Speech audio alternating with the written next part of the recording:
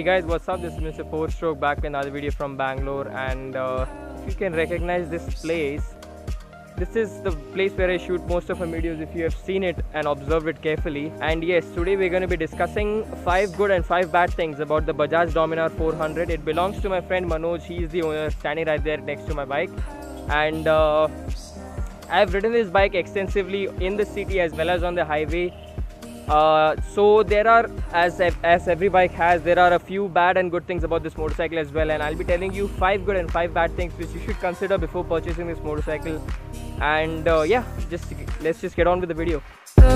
So the very first thing I'd like to tell you about this motorcycle, which most of you are already aware of, is the value for money proposition of this bike, which is exceptional. I mean, the amount of equipment you get for the price you're paying is just too much. And I'm not complaining, that's a really good thing, but considering that this bike gets fuel injection, liquid cooling, and monoshock adjustable rear suspensions, and sticky tires, and dual channel ABS, and triple spark fuel DTSI engine, which is Bajaj's patented engine, which is really good, and this super bright LED headlights and all this, is just too much value for money for the price you're paying. I think the ex-showroom price of the ABS model is somewhere around 1,93,000 is the ex-showroom price of the ABS model. This is the ABS model, and considering that for that price you only get the KTM RC200 at the best, or the Duke 250. This bike has much more equipment to offer for the price you're paying. The second good thing I'd like to tell you about this bike is the really super bright headlight. I'd just like to show you once, just have a look at this. As you can see, I've turned on the ignitions and the headlamps are kind of on. I'm not sure you can see it totally. Look at that. Look at that. How bright that looks. And trust me, I've ridden this bike on highways extensively in the night time. We're in complete darkness, but I tell you, I was riding my bike and I could see the road because of the headlights of this bike. That's how bright it actually is. And that's probably the best styling element in this entire bike's design as well. The headlamps are really bright, and in the daytime you can see it approaching from a mile away. As far as I know, Bajaj claims that this headlight is visible from 1.6 kilometers. That's not a small distance, ladies and gentlemen. That's a really super powerful LED unit in the front. So the third thing I like about this motorcycle is the tires Bajaj chooses to give on this motorcycle. So Bajaj calls it a power cruiser. It's supposed to be on a theme of the Ducati Diavel, which is a power cruiser, and it does perform really well on the highway as well as in the corners. Yes, I have seen videos of people doing knee dragging on the Bajaj Dominar, and that's because the tires they choose to give on this motorcycle are really soft compound, and the tires given in this motorcycle are MRF Rev Z C1s, if you can see right here. MRF Rev Z C1s. That's the tire you get on this motorcycle, and they really stick well, and they have like a kind of a dual compound composition in the tire. So it's supposed to have hard rubber down in the middle where it's supposed to be touching the highways and roads and stuff, and it has soft rubber on either side of the tire. So if you lean the bike, you get the maximum amount of grip, and otherwise it's just very durable and just lasts for a long time. The fourth thing which is really good about the Bajaj Dominar is just think about it. The Bajaj Dominar gets the same engine as the KTM Duke 390. It's a derivative of the KTM 390's engine, but this one is in a different state of tune. This has been tuned to give more torque on the bottom down and the rev range rather than more horsepower on the higher end. So because that's an application of a cruiser after all, you're not supposed to have a lot of horsepower like revving really high in the rev range and stuff like that. So considering the state of tune this motorcycle is in, it's way more frugal and way more fuel efficient than the KTM 390s. As far as I know, the KTM 390 gives a frugal fuel economy of somewhere around I think 25 or 28 kilometers a liter.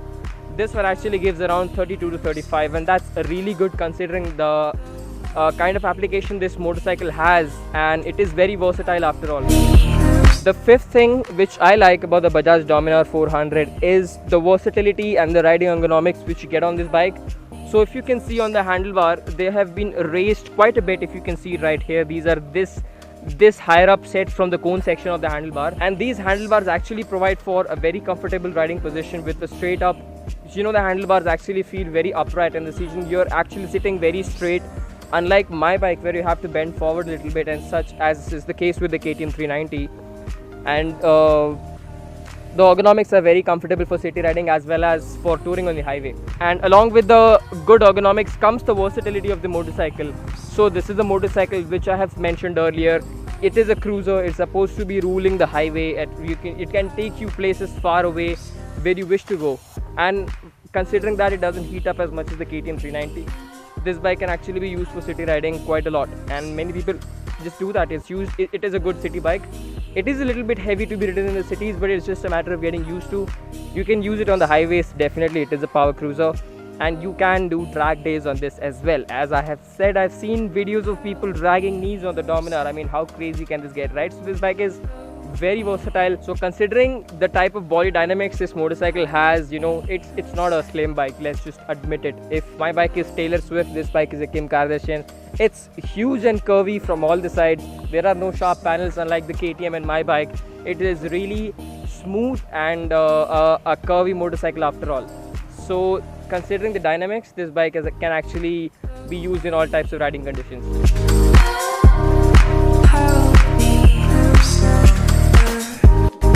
So now that we've been done with the good part of the motorcycle, let's get on to the negatives. Yes, criticizing this motorcycle is quite a hard thing for me to do, because I'm indeed quite a big fan of this motorcycle, and just thinking that like every other motorcycle, even this has a few negatives which definitely should be mentioned in the video.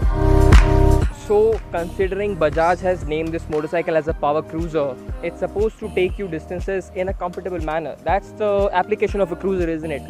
This motorcycle, however, doesn't provide you that in a great manner. I mean, even though the riding ergonomics are very comfortable and upright, there is a lot of vibration, especially on the tank, on the foot pegs, and on the tank where you grip it with your thighs right here. You can actually feel a lot of vibrations, even on the handlebar. Like, as people say, from 4000 RPM in any gear till the red line, the vibration just keeps seeming up increasingly in a huge manner, and that's kind of a bad thing considering it is a cruiser.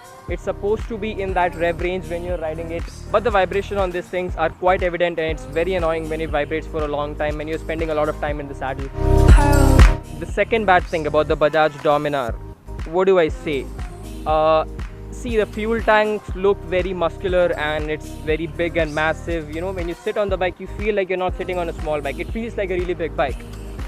That's because of the muscular fuel tanks which you grip with your thighs while riding it. And even though this looks like a really big tank, compared to my bike, however, this thing is a 13-liter tank, and considering the mileage you get, you won't be getting a really lot of range for the amount of fuel the petrol tank can carry at the maximum. So even though this tank looks really big, it can only hold up to 13 liters, with I think 1.5 liters of reserve. So the usable fuel comes somewhere around 11.5 liters. That's really bad, and the tank range, you'll have to take frequent fuel stops on the highway. The third bad thing about the Dominar, see, I do believe Bajaj calls it a power cruiser and it's supposed to rule the highways. That's the application of a cruiser. However, when you're going at high speeds, obviously you'll be facing a lot of wind blast coming onto you, which tires you out in the long run. Isn't that right? So considering that, I feel Bajaj should have given a taller visor which would have extended somewhere around here to protect the rider from adequate amount of wind which follows, but that isn't the case. So I do believe Bajaj should have given a taller visor just to protect the rider from the lot of wind blast which might tire a rider in the long run, for what the purpose of this motorcycle actually is. You won't really feel it in a small ride, but in a long run it does tire you out pretty easily. The fourth thing, I am not sure if this fourth particular bad thing is the case with all Dominars, but this particular model definitely has that. See, the Dominar is supposed to have slipper clutch. See, the slipper clutch actually allows for easy downshifts at higher RPMs, and the clutch feel is supposed to be really light. Actually, it's not. The throttle is very, it's very heavy, and the clutch actually feels very heavy, and the gearbox is kind of clunky. You won't really feel that when you're riding in, quite a easy bit of traffic which you generally find in India. But when you're riding this bike in chock-a-block, bumper-to-bumper traffic, you do feel that the clutch is really heavy, the throttle is really heavy, and the gearbox actually is very clunky. So when you're putting the bike from neutral to first gear, it just makes a really big sound, and it just feels very uncomfortable to the ears to kind of hear that. Let's get riding. Oh, that first gear made an enormous sound. Especially when you're riding this bike out for, someone who cares about his bike a lot, that's an unpleasant thing to hear. So Bajaj should definitely work on this on the future iterations of this motorcycle. So the fifth bad thing about this motorcycle, the Bajaj Dominar 400, is the rear suspension and the front suspension as well. So this is a Nitrox monoshock, which is adjustable. You can adjust it as per the compression and rebound. It has, I think I have 5 suspension levels, so you can tune it from a softer suspension to the hard setup. And even though this motorcycle is supposed to be a motorcycle which should take you distances and it can be used in city as well, this has a really hard suspension. It's on a stiffer side. Even if you adjust it to the softer side, it does remain pretty stiff as well. That's what most of the people who are owners of this motorcycle have told me. The stiff suspension actually allows you to be very stable at higher speeds on the highway, but come on, the type of road conditions we face in India, with every gigantic craters of pothole in the roads, you do feel every bump coming and hitting you from the seat as well as from the foot pegs and the handlebars. So the suspension definitely has to be tuned a little bit softer, but then again, it's just a matter of getting used to. So that was it about this short video of the 5 good and bad things about this motorcycle. I hope you really enjoyed this video, and if you did like what you saw, don't forget to hit that subscribe button, and while you're at it, just press the bell icon so you can get all the notifications at the earliest when yours truly uploads a new video. So I'll see you soon in the next video very soon, and yes, definitely I'm going to be posting regularly. At least I'll try to post regularly soon. So we'll see you soon in the next video. Take care, bye bye, and over and out.